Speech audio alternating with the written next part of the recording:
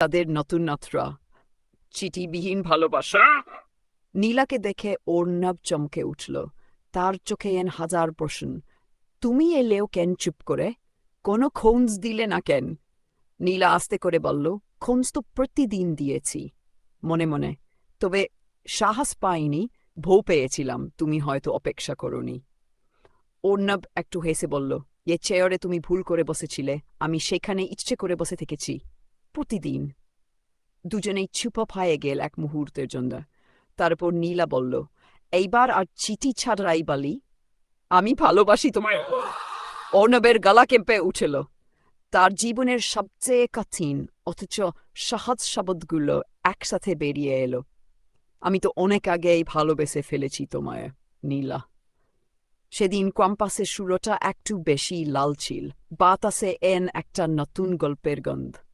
শেষের আগে আরো কিছু। এরপর শুরু হলো তাদের একসাথে পথ চলা। নীলা পড়াশোনার পাশাপাশি ছাত্রী পড়াতো। অর্ণব শুরু করলো একটি ছোট অনলাইন স্টার্টআপ।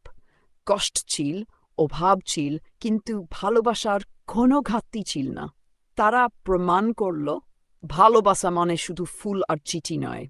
ভালোবাসা মানে একসাথে লজ্জাই করা, স্বপ্ন দেখা আর একে অপরের পাশে দাঁড়িয়ে থাকা। চাইলে আমি তথ্যে পূর্বটাও তাড়াতাড়ি করে দিতে পারি।